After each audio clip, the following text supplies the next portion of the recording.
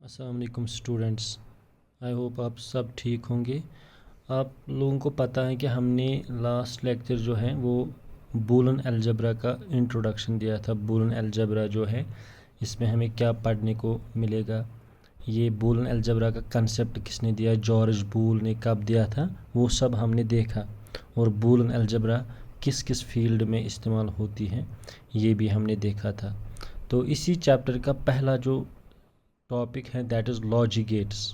ये logic gates हमें सीखने हैं। लॉजिक गेट्स होते क्या है पहले, और फिर उसके बाद कौन कौन से लॉजिक गेट्स होते हैं वो हमें डिस्कस करने हैं।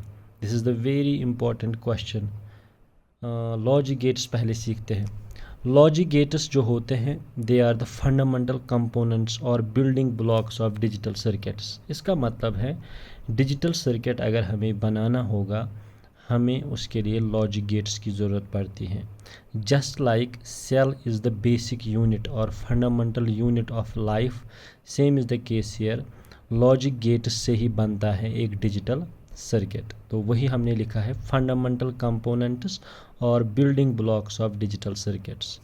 लॉजिक गेट्स जो होते हैं ये बनते हैं खुद किन के बने होते हैं ये ट्रांजिस्टर्स को कंबाइन करके कैपेसिटर्स के साथ या रेजिस्टर्स के साथ या डायोड्स के साथ इन सब को मिला के बनता है एक logic gate. That means logic gate itself is made up of these things, that is transistor, capacitor, resistor and diode etcetera. इन्हीं चीज़ों का बना होता है लॉजिक गेट खुद।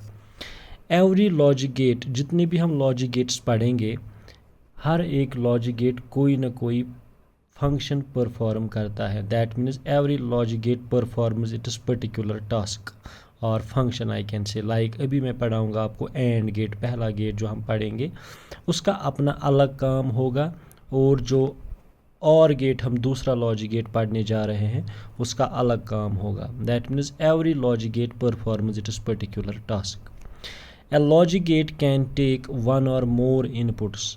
जो लॉजिक गेट्स होते हैं ये एक या एक से ज़्यादा इनपुट्स एक्सेप्ट करते हैं। That means there are some logic gates जो खाली एक ही इनपुट एक्सेप्ट करते हैं, और कुछ लॉजिक गेट्स होते हैं जो एक से ज़्यादा इनपुट्स एक्सेप्ट करते हैं। दैट मीन्स उनके इनपुट्स एक से ज़्यादा होते हैं, but produces only one output. ये सब लॉजिक गेट्स के लिए ये रूल अप्लाई होता है। That means every logic gate produces only one output, returns only one output.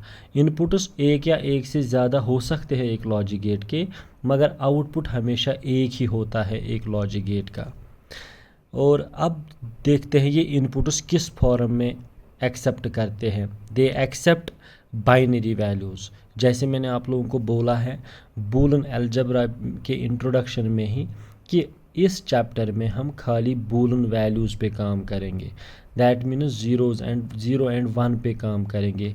हमारे बूलन वेरिएबल्स होते हैं जिनका या तो ज़ीरो शाबाश वैल्यू होगा या वन वैल्यू होगा। Same is the case here.